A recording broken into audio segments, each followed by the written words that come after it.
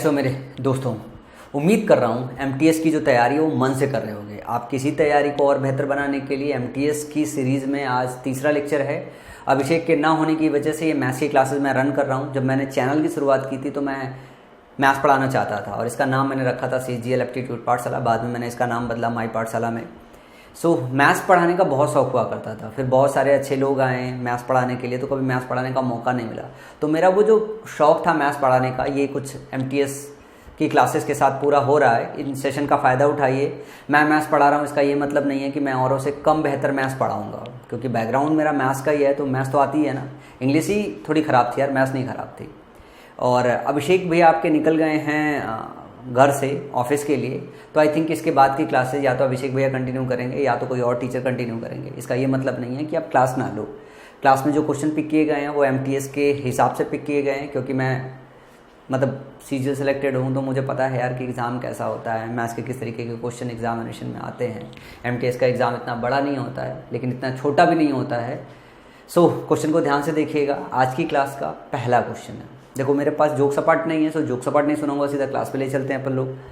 पहला क्वेश्चन है, क्योंकि कल इंटरनेट की इशूज़ की वजह से कुछ 7-8 क्वेश्चन हो पाए थे तो उसके आगे ही कंटिन्यू करते हैं, क्योंकि क्वेश्चन जो पिक किए गए हैं वो आपकी जानकारी में होना चाहिए।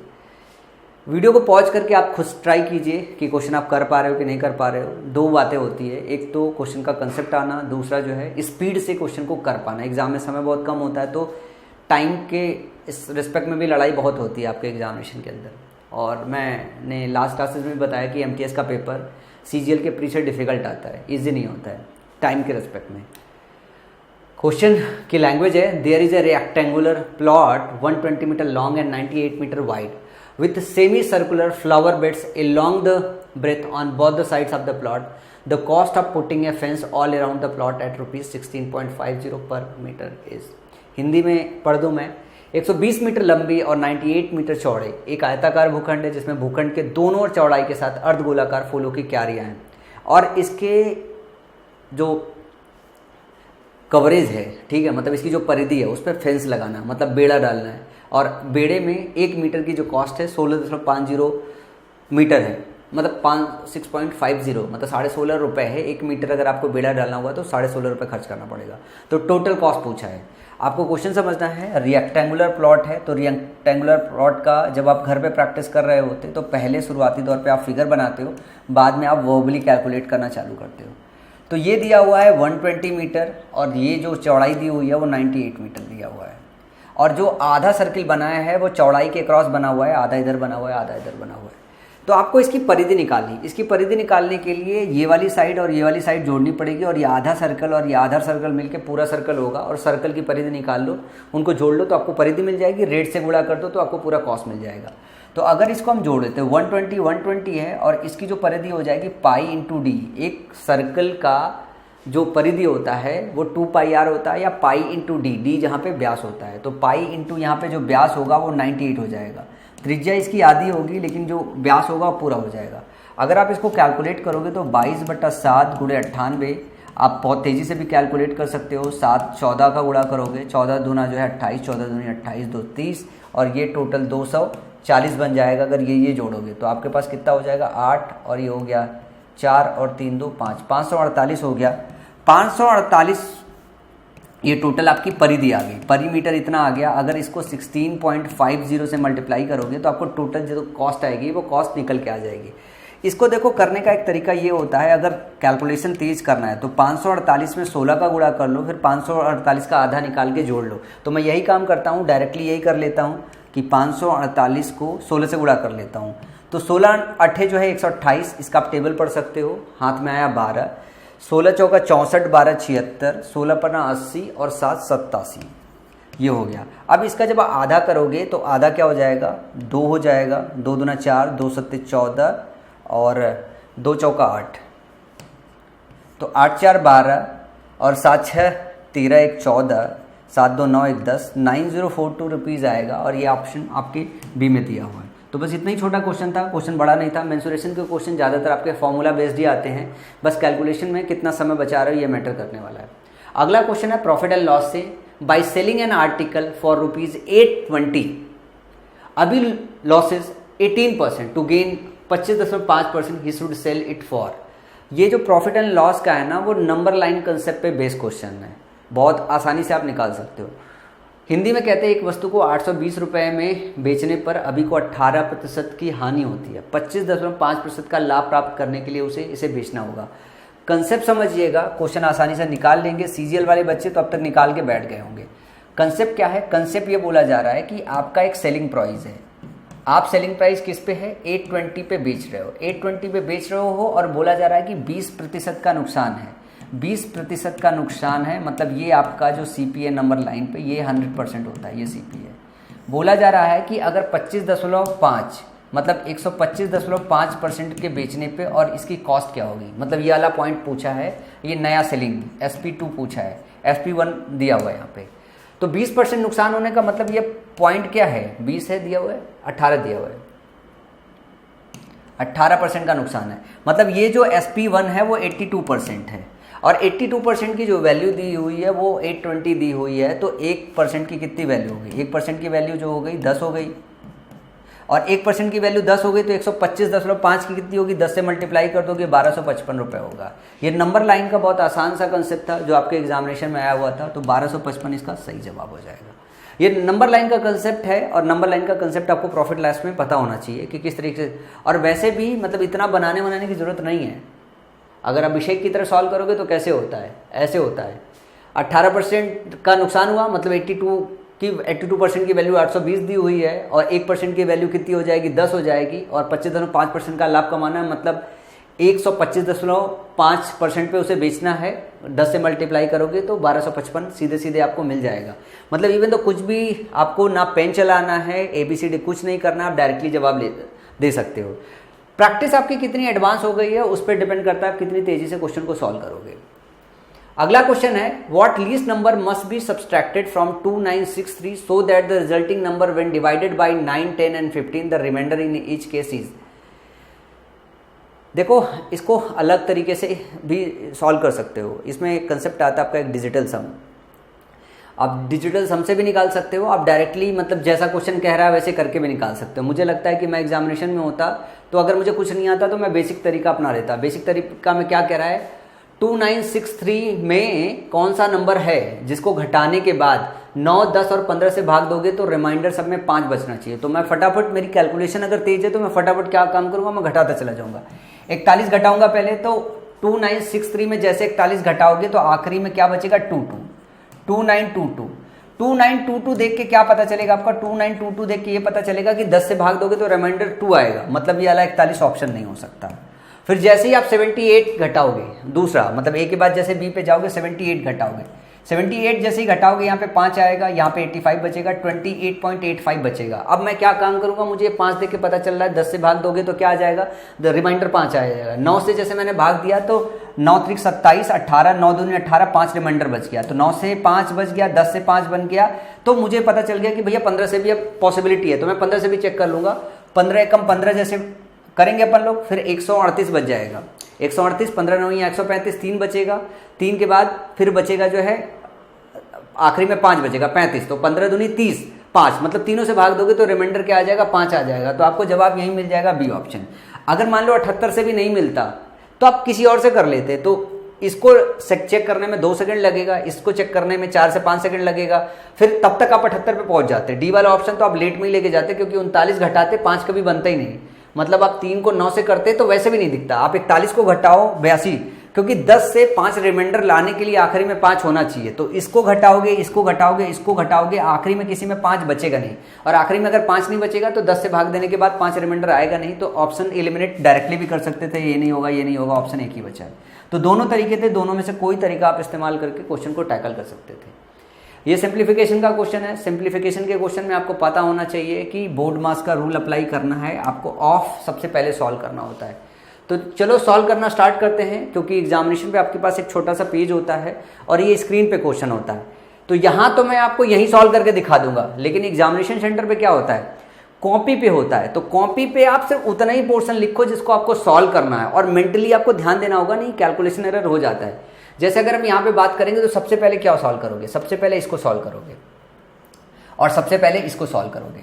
अगर इसको सॉल्व करते हो तो क्या होता है? ये ऑफ का मतलब होता है घोड़ा, ऑफ का मतलब होता है गुणा, तो 3 गुणा 3, 2 दूना 4, 2 पन्ना 10।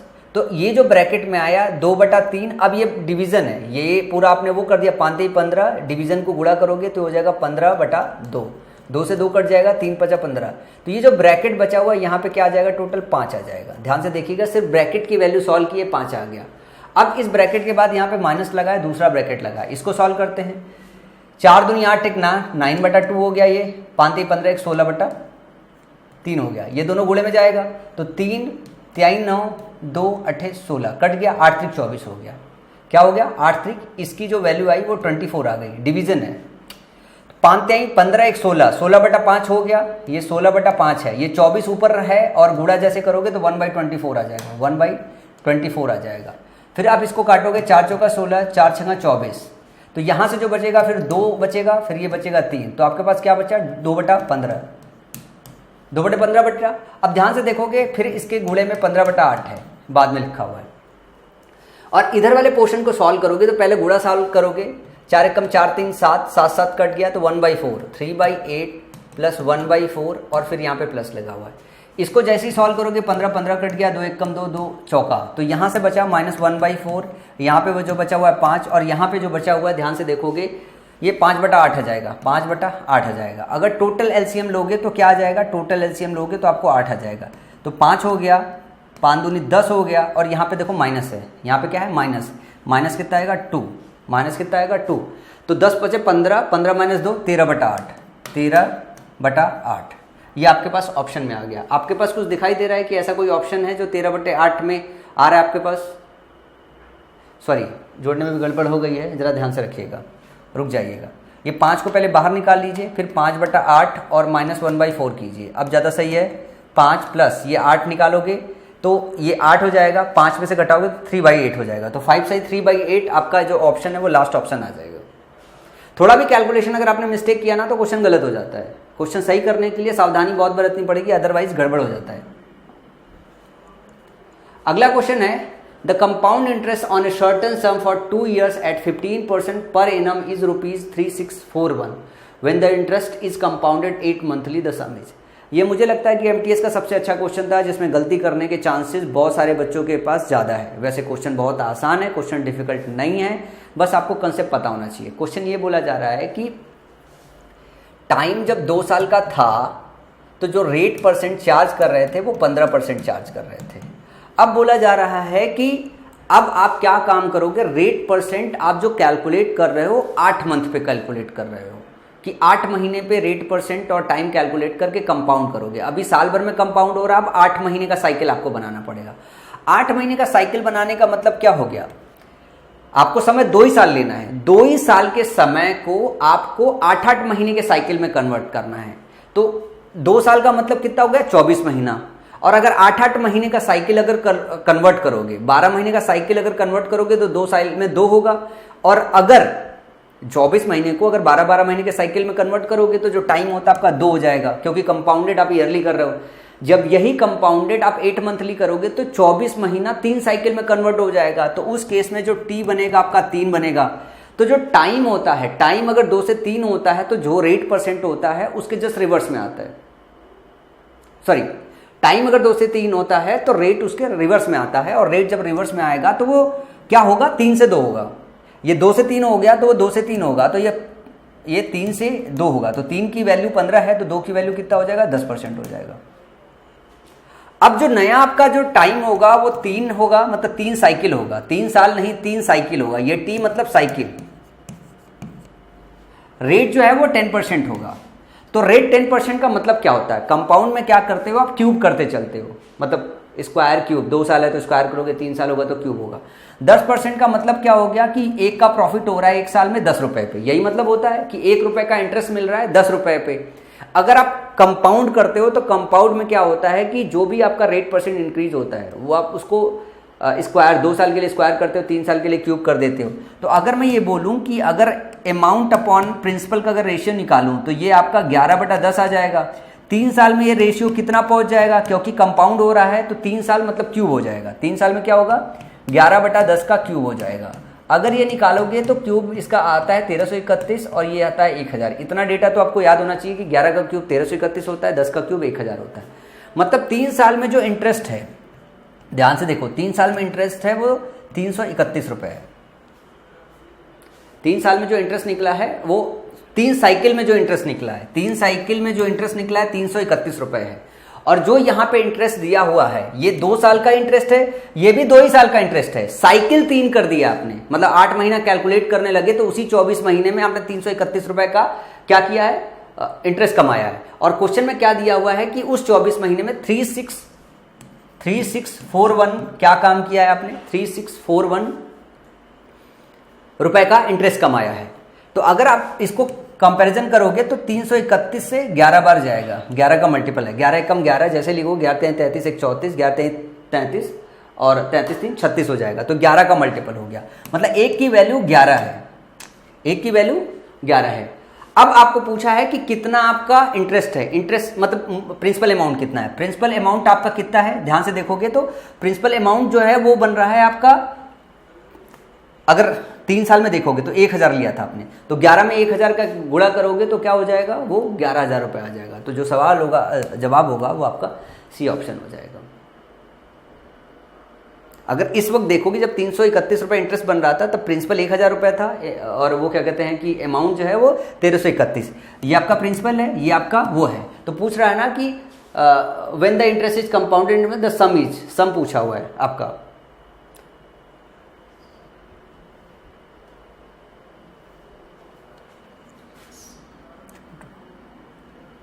होल्ड ऑन जस्ट सेकेंड, ये आपका पूछा हुआ है the interest is amount the some is, कितना सम था। तो सम जो है आपका कितना, सम मतलब प्रिंसिपल की बात हो रही है, जो शुरुआत में आपने सम दिया था, अमाउंट नहीं पूछा, सम पूछा है। प्रिंसिपल कहो या सम कहो बात एक होती है। तो 11,000 था, 1000 का 11 में गुणा करोगे क्योंकि यूनिट में निकाल रहे हो ना, तो 1 की वैल्यू 11, तो 1000 की वैल्यू जो है वो 11,000 हो जाएगी। तो ऑप्शन जो सी होगा वो राइट ऑप्शन होगा। जिनकी बेसिक्स अच्छी है, जिन्होंने रेशियोज का चैप्टर अच्छे से पढ़ रखा है और रेशियो का कंपैरिजन उनको आता है, उन्हें ये बातें बहुत आसानी से समझ में आ जाएगी। वरना आप उसे बेसिक मेथड से भी सॉल्व कर सकते हो, बेसिक मेथड से सॉल्व करने में बहुत टाइम लगेगा। क्वेश्चन नंबर 13 है what is the mean of the median and the mode. देखो एक तो इस क्वेश्चन में जो दिया हुआ है, कई सारी चीज़ें दिया हुआ है, तो आपको ये पता होना चाहिए कि मीडियन क्या होता है और मोड क्या होता है। लास्ट एक क्वेश्चन आया था जिसमें मैंने आपको मीडियन बताया था, तो मीडियन की डेफिनेशन एक बार पढ़ लो फिर से। मीडियन और मोड क्या होता है। मोड ऐसा होता है कि अगर आपको इस तरीके के नंबर्स बार बार दिए हो तो जो बार बार रिपीट होता है, जो बार बार रिपीट होता है वो उसका मोड होता है। और मीडियम वो होता है ये इवन नंबर है या ऑड नंबर है। अगर ऑड नंबर है तो मिड वाला पार्ट, और अगर इवन नंबर है तो मिड के 2 पार्ट आते हैं, उन दोनों का सम डिवाइडेड बाई 2। अगर ध्यान से देखोगे तो 1 2 3 4 5 6 7 8 9 10 11 12 13 14 नंबर है। 1 2 3 4 5 6 7 8 9 10 11 12 13 14 नंबर है। तो 14 नंबर होने का मतलब है मिड का 2 नंबर चाहिए, लेकिन ये नीचे से ऊपर की तरह नंबर लिखा हुआ, नीचे से ऊपर की तरफ नंबर लिखा हुआ। तो सबसे पहले आपको नीचे से ऊपर की तरह नंबर लिखना पड़ेगा। आप ध्यान से देखोगे तो 13 13 2 बार है, फिर से ध्यान से देखोगे तो 14 और 14 2 बार है। ध्यान से देखोगे 15 को ध्यान से देखो, 15 एक बार यहाँ पे, 15 एक बार यहाँ पे, 15 15 एक बार है। उसके बाद जैसे 16 देखोगे तो 16 आपको सिर्फ एक बार मिलेगा, जो कि यहाँ पे है, कहीं और पे 16 नहीं है। 17 ध्यान से देखो कि 17 कितनी बार है, 17 है और 17 है, 17 17 2 बार है। अगर 18 देखो, 18 एक बार तो है, क्या 18 एक से ज्यादा बार है? एक ही बार 18, 18 के बाद नहीं है। फिर 19 जरा ध्यान से देखो, 19 3 बार है, 19 3 बार है। और 20 जो है एक बार है, 20 जो है एक बार है। अब ये अरेंज हो गया। अब 19 3 बार आया हुआ है तो जो मोड होगा आपका वो 19 हो जाएगा। अब रही मीडियन निकालने की बात। मीडियन कैसे निकालोगे? मीडियन निकालने के लिए आपको ये 14 नंबर है, मतलब इसका हो गया कि 6 नंबर इधर से 6 नंबर उधर से काट दो। तो 2 2 4 2 6, इन नंबर्स को हटा दो। इधर से देखो 1 2 3 4 5 6, इन 2 नंबर्स को हटा दो, काट दो। तो अब आपके पास बचा क्या? ये इतने नंबर हो जाएंगे, 16 और 17 बचेगा। तो 16 17 डिवाइडेड बाई 2, 16 17 डिवाइडेड बाई 17 2 ही बार है, 3 बार लिखा है, 17 2 बार है। तो 16 17 डिवाइडेड बाई 2, इसका मतलब हो गया 16.5। क्या हो गया आपका? मीडियन हो गया। दोनों को जोड़ के आधा करोगे 16.5 हो गया। अब मोड और मीडियन का जैसे ही आप क्या करते हो, अगर आपको मीन निकालना हो तो इन दोनों का सम डिवाइडेड बाई 2, इन दोनों का सम डिवाइडेड बाई 2 निकालोगे तो आपको क्या मिल जाएगा? मीन मिल जाएगा। तो यहाँ से निकालोगे तो 8.5 इसका आधा करोगे और इसका करोगे तो तुम्हारे पास कितना हो जाएगा, 9.5 आएगा। इसका 9.5 आएगा, इसका 8.25 आ जाएगा, 25 आ जाएगा। जोड़ोगे दोनों को तो 17.75 आ जाएगा और ऑप्शन में 17.75 ऑप्शन नंबर सी में दिया हुआ है। तो इसको अरेंज करने आपको आना चाहिए। अगर आप प्रॉपर तरीके से इसको अरेंज कर पा रहे हो तो क्वेश्चन का जवाब आप दे लोगे। इसके बाद अगले क्वेश्चन की तरफ चलो। अगला क्वेश्चन है, ये आपका डीआई का क्वेश्चन है। डीआई का क्वेश्चन एमटीएस में बहुत ज़्यादा डिफिकल्ट नहीं आता है। ये आपके पास डायग्राम दिया हुआ है, एक कंपनी है, कंपनी के एम्प्लॉयज़ में जो है ऑफिसेज हैं जिसमें ए बी सी डी और ई जो है उसमें 2019 का डेटा दिया हुआ है। ए का एंगल दिया हुआ है, बी का एंगल दिया हुआ है, सी का दिया हुआ है, डी का दिया हुआ है, ई का दिया हुआ है, टोटल नंबर ऑफ एम्प्लॉयज़ दिया हुआ है।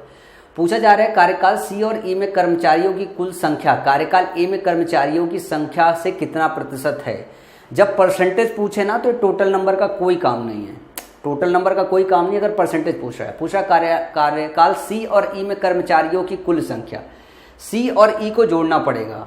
78 और 108 यहीं जोड़ दो, 78 108 आपने जोड़ा, 180 आ गया। सी और ई में कर्मचारियों की कुल संख्या कार्यकाल ए में कर्मचारियों की संख्या का कितना प्रतिशत है। सी और ई निकालना यार, सी और ई, सी और ए नहीं, सी और ई। 78 18 कितना हो गया, 8 8 16 हो गया और 7 1 8 9 96 हो गया।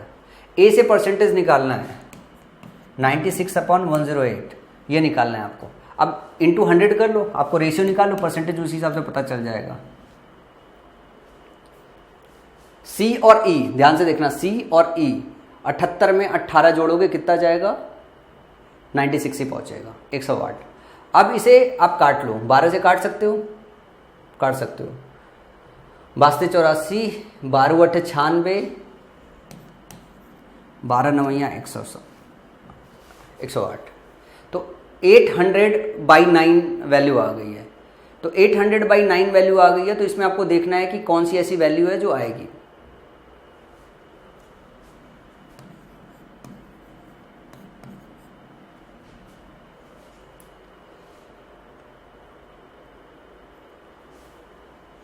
इतना परसेंटेज आपका बन रहा है। कार्यकाल सी और ई में कर्मचारियों की कुल संख्या कार्यकाल में कर्मचारी संख्या से कितने प्रतिशत कम है। अच्छा, कितना प्रतिशत कम निकालना है यार, डिफरेंस निकालना। सिर्फ डिफरेंस निकालोगे तो 12 आ जाएगा। इन दोनों का मिला के 96 बन रहा है, ए का 108 है, दोनों का डिफरेंस कितना हो गया, 12 का डिफरेंस हो गया, 12/108 हो गया, 12 कम 12 9 108। तो 100/9 का मतलब क्या हो गया, 11 से 1/9%। तो ये आपका एग्जैक्टली परसेंटेज आएगा 11 से 1/9%। ऑप्शन ए जो है राइट हो जाएगा, डिफरेंस पूछा हुआ है। इसके बाद अगर अगले क्वेश्चन की तरफ देखें, अगला क्वेश्चन ध्यान से देखिएगा। A can do a certain work in 30 days, B is 25% more efficient than A and C is 20% more efficient than B. A and B work together for 10 days. C alone completes the remaining work in X days. The value of X is. देखो इसमें efficiency और number of days को लेके concept रखा गया है। अब इसमें ना क्वेश्चन को अप्रोच करने का आपका तरीका होना चाहिए। ए एक निश्चित कार्य को 30 दिनों में कर सकता है, बी ए से 25% अधिक कुशल है, 25% बी कुशल है। ध्यान से देखिए, 25% का मतलब क्या है, 25% का मतलब है 1/4। इसका मतलब यह है कि अगर आप टोटल जोड़ोगे तो ये हो जाएगा 5/4। एक जो ज़्यादा कुशल है वो 5 करेगा, जो कम कुशल है वो 4 करेगा। तो हमने मान लिया, देखो एजम्पशंस कैसे लिया, हमने ए लिया, बी लिया, सी लिया, ठीक है, 3 का ही है। बोला जा रहा है, मैंने मान लिया ए अगर 4 यूनिट करता है तो बी 5 करेगा। अब अगर एफिशिएंसी मतलब ये 4 यूनिट करता है तो बी जो है 5 यूनिट करेगा, क्योंकि 25% ज़्यादा एफिशिएंट है। तो 4 का 25% 1 यूनिट, तो अगर ए 4 यूनिट एक दिन में काम करेगा तो बी 5 यूनिट करेगा। और बोला जा रहा है कि सी कितना है, सी बी से 20% अधिक कुशल है। इससे 20% कुशल होने का मतलब यह है कि 20/100 इसका, तो 5 × 20/100 1 यूनिट इससे ज़्यादा काम करेगा, मतलब सी 6 यूनिट काम करेगा। ए अगर 4 यूनिट करता है तो बी 5 यूनिट करेगा, सी 6 यूनिट करेगा। बोला जा रहा है कि A can do a certain work in 30 days। A अगर 30 दिन काम करता है तो पूरा काम खत्म हो जाता है। तो ए जो है एक दिन में 4 यूनिट काम करता है, 30 दिन काम करेगा तो काम खत्म हो जाएगा। तो एक्चुअली टोटल काम कितना है यूनिट में निकालोगे तो 4 3 12, 120 यूनिट टोटल काम है। क्योंकि हमने माना है कि ए 4 यूनिट काम करता है, क्वेश्चन ये कह रहा है कि 30 दिन काम करेगा, काम पूरा खत्म हो जाएगा। तो एक दिन में 4 यूनिट करेगा तो 30 दिन में कितना यूनिट करेगा? 120 यूनिट करेगा। और 120 यूनिट टोटल काम निकल गया, ये आपका टोटल वर्क हो गया। अब आगे बोला जा रहा है कि ए और बी मिलकर 10 दिन तक काम करते हैं। ए और बी अगर 10 दिन तक काम करते हैं तो ए और बी मिलकर एक दिन में कितना काम करते हैं? ए 4 काम करता है, बी 5 काम करता है, मतलब 9 काम करता है। 10 दिन में कितना काम करेंगे? 10 दिन में ए प्लस बी जो मिलके काम करेंगे वो टोटल 90 यूनिट कर लेंगे। 90 यूनिट कर लेंगे तो बचा कितना यूनिट है? बचा आपके पास जो है 30 यूनिट है, 30 यूनिट है। और बोला जा रहा है कि सी अकेला शेष कार्य को x दिनों में पूरा कर लेता है। सी कितने दिनों में पूरा करेगा? एक दिन में 6 काम करता है, 6 यूनिट, तो कितने दिन में कर लेगा? 6 से डिवाइड करोगे तो 5 दिन में सी बचा हुआ काम पूरा खत्म कर देगा। तो ऑप्शन जो डी होगा वो आपका करेक्ट हो जाएगा। इसके बाद अगला क्वेश्चन है, फिर से ये आपका सिंप्लीफिकेशन का क्वेश्चन है। 6 into 2 divided by 3 of 12 minus 3 divided by 12 into 2 minus 3 into 2 plus 3 divided by 2 of 3 is. देखो इसमें गेम वही है, पहले ऑफ को आपको कैलकुलेट करना पड़ेगा। ऑफ को जैसे कैलकुलेट करोगे इसकी वैल्यू 6 हो जाएगी। ऑफ को जैसे कैलकुलेट करोगे तो 12 3 36 हो जाएगा, 12 3 36 हो जाएगा। गुणा पहले नहीं करते, पहले भाग करते हैं। फिर 2 से काटोगे तो ये हो जाएगा 18। तो 6 गुणे 1/18 माइनस, यहाँ पे ब्रैकेट है, ब्रैकेट पहले सॉल्व करोगे तो -1 हो जाएगा। तो 3 में 2 का डिवीजन पहले कर सकते हो, 3/2 इंटू -1 इंटू 2 प्लस 3। अब 3 डिवाइडेड बाई 6, 3 डिवाइडेड बाई 6 ये टोटल हो गया। 2 से 2 कट गया, 6 कम 6, 6 3 18। तो 1/3 माइनस माइनस प्लस 3 प्लस 1/2। तो आपके पास जो ऑप्शन आया हुआ है वो ऑप्शन कुछ इस तरीके से है कि आप टोटल जो कॉमन लोगे, एलसीएम लोगे, आपको 3 दूनी 6 लेना पड़ेगा एलसीएम। 3 त्रिक का 9, ये 1 रहे 2 हो जाएगा। एलसीएम जोड़ना तो आता, 3 त्रिक का 9 और 2 3 6 प्लस 3, तो ये हो जाएगा 9 2 11 3 14/6। एक बार फिर से कैलकुलेशन को जोड़ लो, कहीं कोई गलती तो नहीं हुई है, क्योंकि इसमें गलती होने के चांसेस होता है। चाहे टीचर पढ़ा रहा हो चाहे आप कैलकुलेट कर रहे हो, गलती होने के फुल 2 चांसेस होते हैं। तो 9 2 11 और 11 3 14, कहीं कुछ गड़बड़ तो हो रहा है। 3/6 ही आ रहा है ना। हाँ, लास्ट वाला देख लेते हैं एक बार। 3 दूनी 6, 3/6 1/2 आएगा लास्ट में।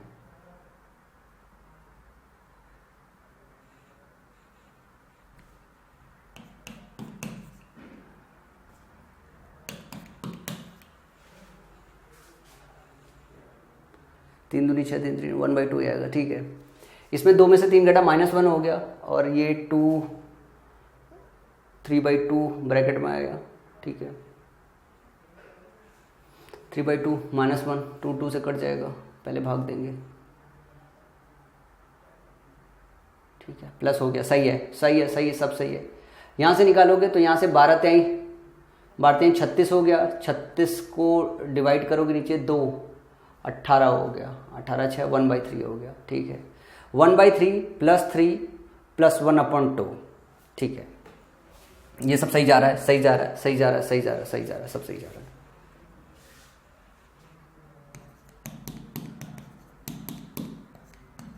कभी कभी सिंप्लीफिकेशन के क्वेश्चन ऐसे होते हैं यार, बहुत टाइम कंज्यूमिंग हो जाते हैं।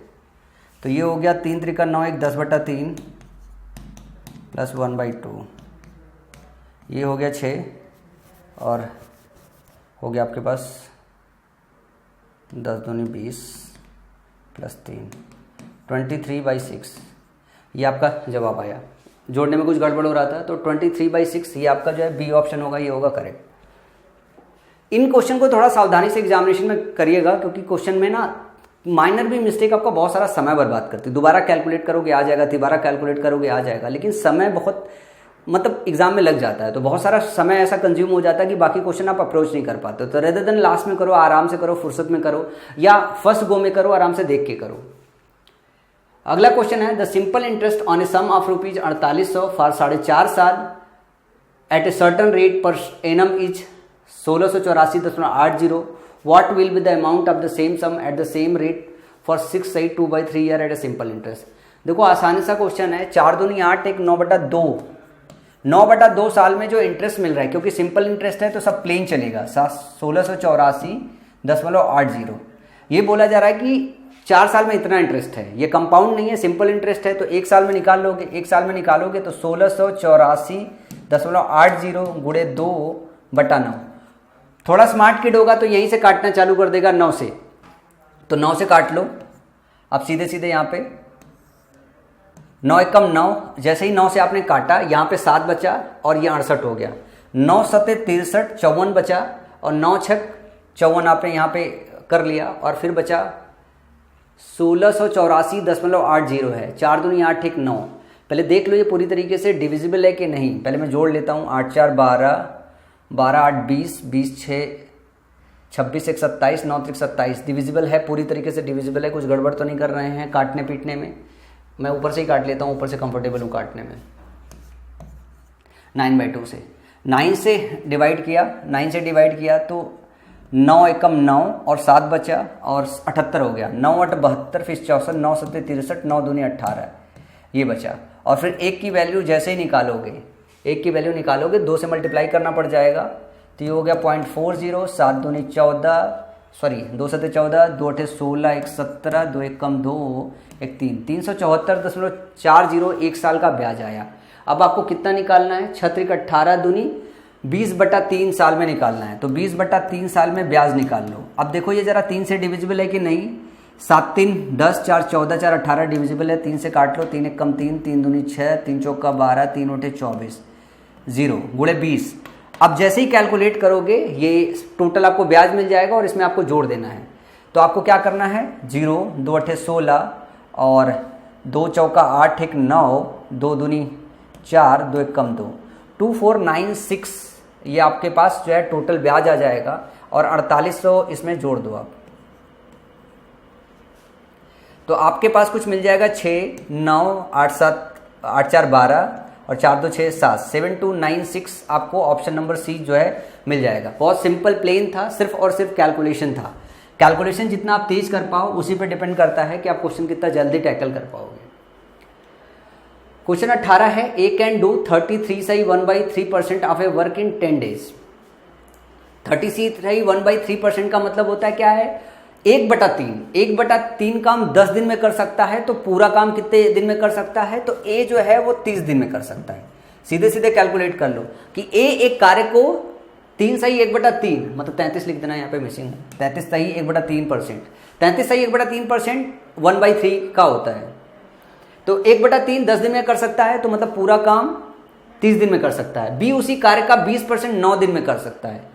20% मतलब 1/5 9 दिन में कर सकता है, तो टोटल काम कितने में कर सकता है? 45 दिन में कर सकता है। बी जो है 45 दिन में कर सकता है। 9 5 45। उन्होंने 8 दिनों तक एक साथ काम किया। उन्होंने 8 दिनों तक एक साथ काम किया।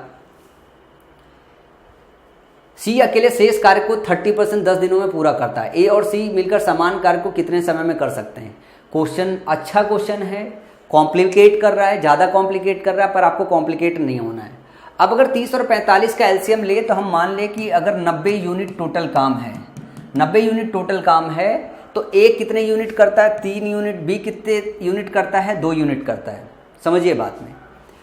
अब बोला जा रहा है कि ए उन्होंने 8 दिनों तक एक साथ मिलके काम किया। मिलके जब काम करेंगे तो 5 यूनिट काम करेंगे दोनों मिलके। एक 3 कर रहा है, 2 कर रहा है, तो मिलके कितना करेंगे? 5 यूनिट काम करेंगे। 8 दिन तक काम किया है, तो 8 दिन 8 गुणे 5 मतलब उन्होंने 40 यूनिट काम कर लिया।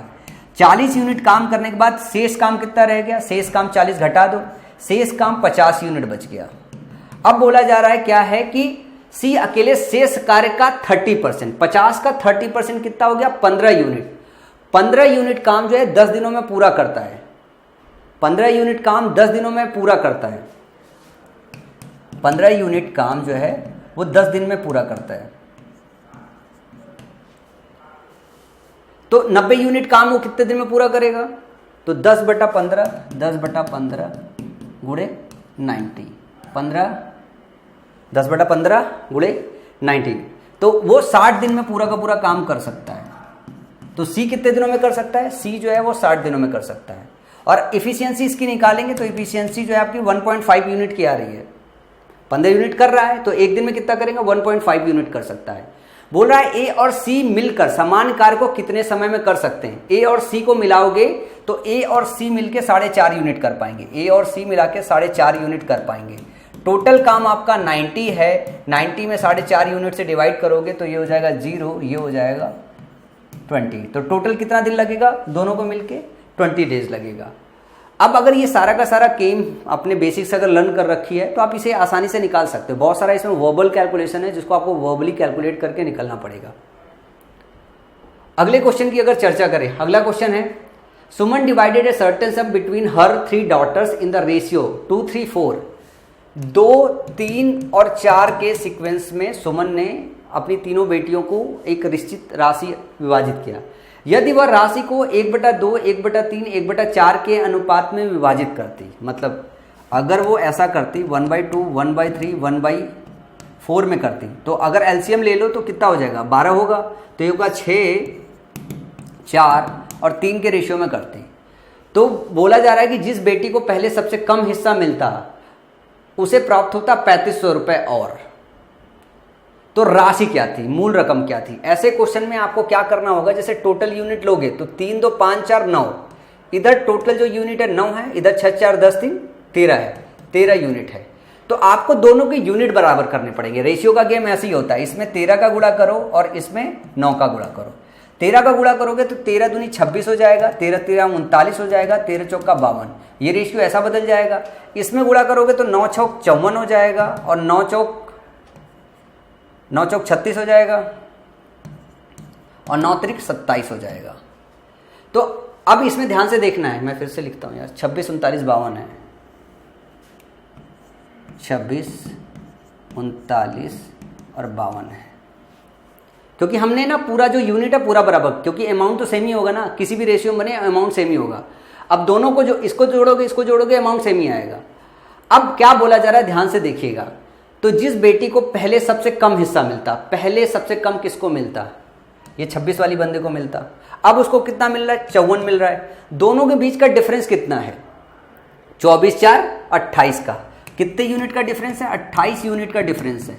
और ये डिफरेंस इसके हिसाब से कितना आ रहा है? 3500 रुपये आ रहा है। 28 यूनिट जो है इसका जो डिफरेंस है ये 3500 रुपये क्वेश्चन के हिसाब से। तो 1 यूनिट का डिफरेंस निकाल लो। 1 यूनिट का जो डिफरेंस है वो किसके बराबर होगा? 3500/28। अब जैसे ही इसको करोगे तो 7 चौका 28, 7 पना 35, 500 हो गया। 4 से अगर डिवाइड करोगे तो 1 यूनिट की जो वैल्यू होगा 125 रुपये आ गया। अब आपको बताना है राशि बताना है। राशि बताना है मतलब इनका सम चाहिए आपको। 54 और 36 का सम कितना होगा? 6, 4, 10, 5, 3, 90 हो जाएगा। 54 और 36 का 90, 90, 20, 110 और 110 और 7, 117। तो टोटल जो है वो 117 है। टोटल जो है वो 117 है। तो 117 का 125 में गुणा करोगे, जो वैल्यू होगी वो इसमें आ जाएगी। तो आप गुणा कर लो। अगर किसी को इसका पहाड़ा डायरेक्टली पढ़ने आता है तो डायरेक्टली पढ़ ले, अगर डायरेक्टली पढ़ने नहीं आता है तो 1 by 1 करके पढ़ ले। मैं 25 और 5 इसको ऐसे देखता हूँ, ये 25 गुणे 5 125 होता है। तो मैंने पहले क्या डिसाइड किया कि मैं पहले 25 का पहाड़ा पढ़ लूंगा, फिर मैं 5 का पढ़ लूंगा। 25 का पहाड़ा करता हूँ तो 25 सत्ते 25 चक्का 150, 25 सत्ते 175 और 25 से कम 25 और 17 कितना हो गया? 42 और 25 से कम 25, 4, 29 ये हो गया। फिर इसमें 5 का गुणा कर लेंगे तो 5 × 5 = 25, 5 दूनी 10, 2 12 और 5 × 9 45, 1 46 और 5 दूनी 10, 10 4 14, 1446 रुपये आएगा और ऑप्शन डी आपका करेक्ट हो जाएगा।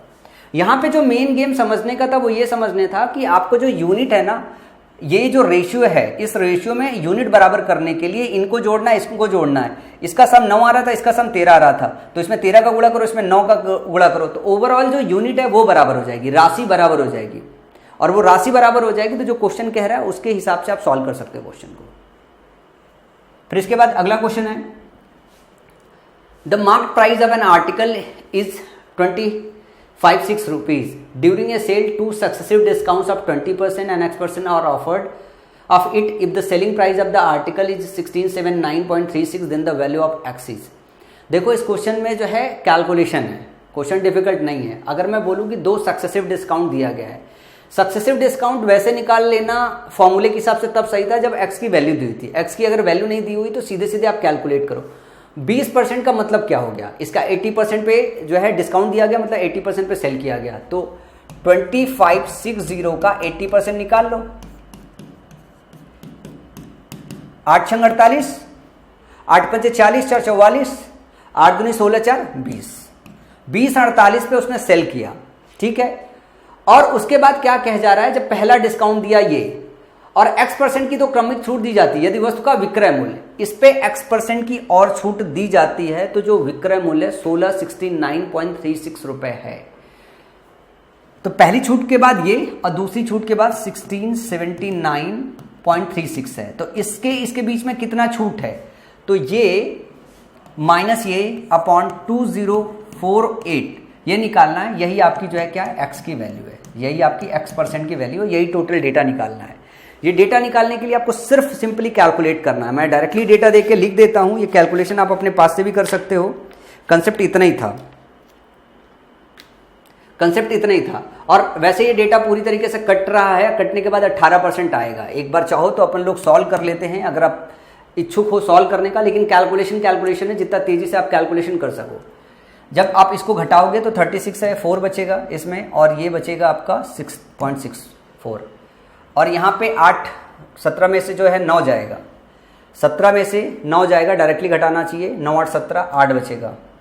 फिर यहाँ पे 13 बचेगा, 13 में से 7 गया तो 7 6 13, 6 बचा, ठीक है। फिर यहाँ पे 9 बचेगा, 9 में से 6 जाएगा तो कितना होगा, 3 बचेगा, इतना आएगा। फिर उसके बाद 1 में से 1 घट जाएगा, 0 आ जाएगा, तो 2048 बचेगा इंटू 100। इससे ये जब काटोगे टोटल, ठीक है, तो अप्रॉक्सीमेटली ये 18% आएगा, और ये आपका ऑप्शन जो होगा वो सही हो जाएगा, ऑप्शन डी। तो ये आपको कैलकुलेट करने आना चाहिए। ये कैलकुलेट आप खुद भी कर सकते हो, घर पे बैठ के आराम से कैलकुलेशन की प्रैक्टिस कीजिएगा। क्वेश्चन नंबर 21 है, a person can row 5 metre per second in still water, the speed of the stream is 6 kilometre per hour, the time taken by him to row a distance of 76.8 kilometre downstream is. Upstream और downstream का मतलब पता होना चाहिए। Down stream मतलब नदी के साथ, अप स्ट्रीम मतलब नदी के विरोध में। और डेटा जो है आपको पूछा गया है टाइम आवर्स में पूछा गया है, और यहाँ पे जो स्पीड दिया हुआ है 5 मीटर पर सेकंड दिया हुआ है, नीचे किलोमीटर पर आवर दिया हुआ है। तो जब आवर्स में ही पूछना है तो मीटर पर सेकंड को जो है आप आवर्स में ही किलोमीटर पर आवर में कर लीजिए स्पीड। तो 5 गुणे जो इसका फैक्टर होता है 18/5 होता है, तो 18/5 से गुणा करोगे तो 18 स्पीड आ जाएगी जो बोट की स्पीड है, और जो पानी की जो स्ट्रीम की स्पीड है वो 6 है। तो दोनों को जोड़ोगे, जब वो डाउन स्ट्रीम जाती है तो डाउन स्ट्रीम में आपकी जो स्पीड है जुड़ जाती है, नदी के बहाव के साथ जाओगे तो जुड़ जाएगी। तो टोटल जो स्पीड होगी वो 24 की हो जाएगी। और कितना आपको ट्रेवल करना है, 76.8, तो 24 से डिवाइड कर दो। आपके पास अगर देखोगे तो अप्रॉक्सीमेटली 3 से भाग जाएगा। अब काट लो, 3 से 3 नोटे 24, 3 दूनी 6 और 3 पटा 15, 3 छक 18। अब 8 से काटोगे, 8 त्रिक 24, 8 दूनी 16, तो 3.2 जो है आपका क्या आ गया, ये इतने आवर्स में वो क्रॉस कर जाएगी। बहुत सिंपल सा क्वेश्चन था, यहाँ पे सिर्फ इसको किलोमीटर पर आवर में बदलना था और डाउन स्ट्रीम का मतलब समझना था।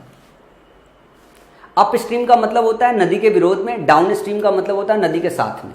तो जैसे मान लो ये नदी है, नदी में अगर आप बहाव की तरफ जाते हो तो आपकी स्पीड और नदी का बहाव दोनों जुड़ता है, और अगर आप नदी के विरोध में जाते हो तो आपकी स्पीड और नदी की विरोध घटाना पड़ता है, क्योंकि कम स्पीड से आप आगे बढ़ पाते हो। तो डाउन स्ट्रीम का मतलब होता है, डाउन अनुकूल, धारा के अनुकूल होता है। अनुकूल मतलब आपकी स्पीड बढ़ेगी, प्रतिकूल मतलब आपकी जो स्पीड है वो कम होगी।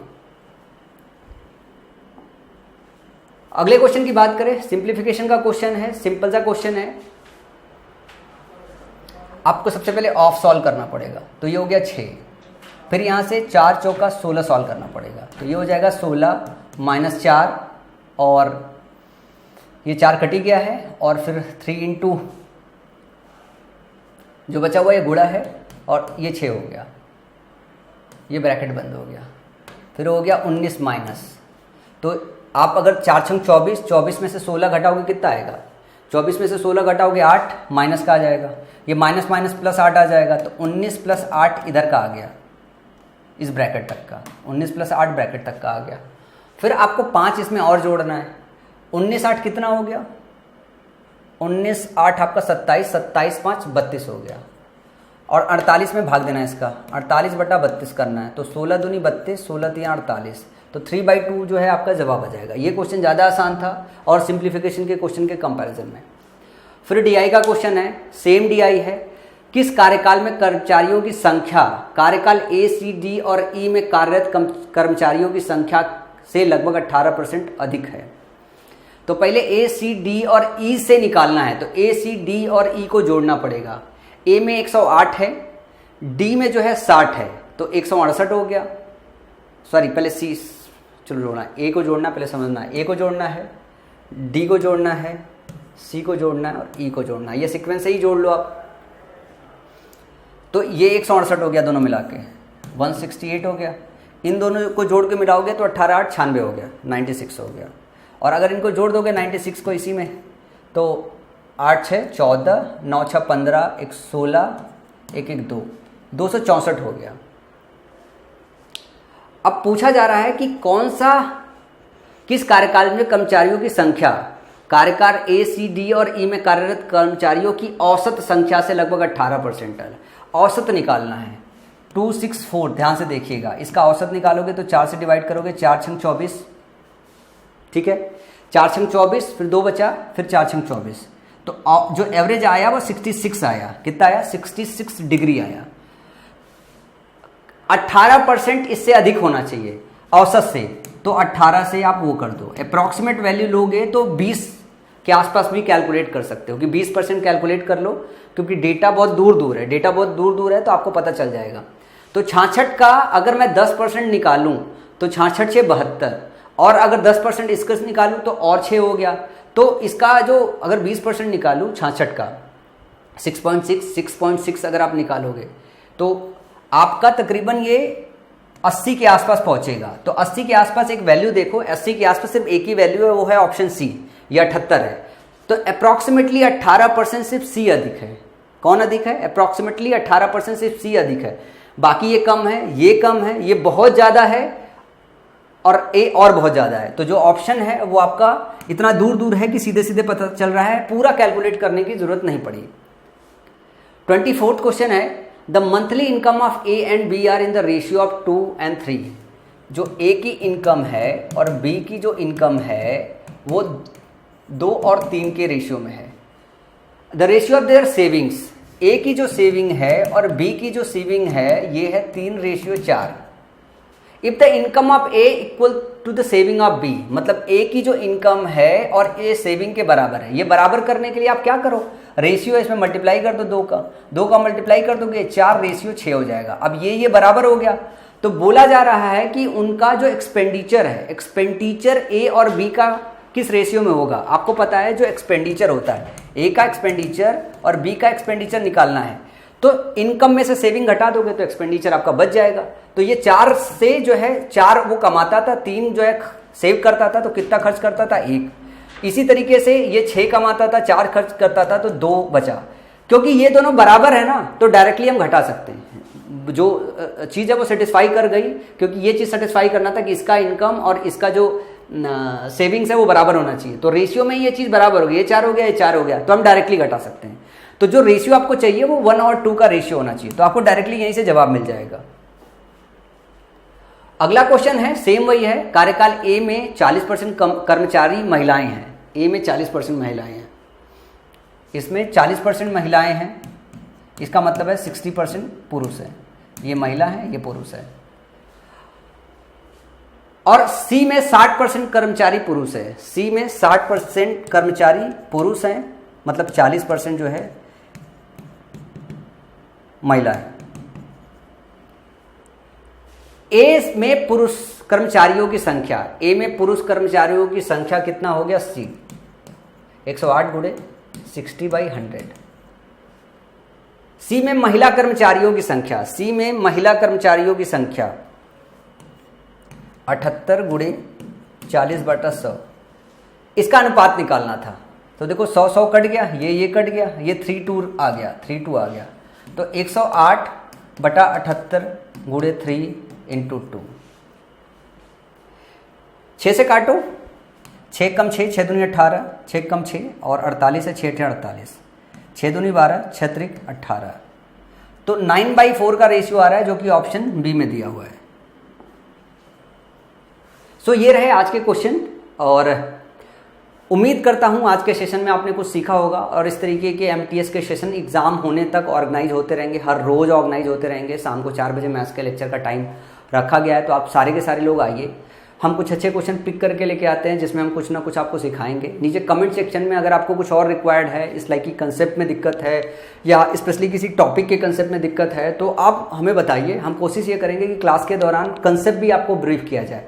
अभी ये जो सीरीज चल रही है उसमें हम ये मान के चल रहे हैं कि आपने कहीं ना कहीं से कंसेप्ट कवर कर रखा है, क्योंकि एग्जाम नियर बाई तो सभी बच्चे कंसेप्ट कवर करके रखते हैं। अच्छे क्वेश्चन की प्रैक्टिस बहुत ज़रूरी होती है, तो इन सेशन के माध्यम से अच्छे क्वेश्चन की प्रैक्टिस आप लोगों की एमटीएस के लिए हो जाएगी। तो आज का सेशन ज्वाइन करने के लिए आप सब लोगों का तहे दिल से धन्यवाद।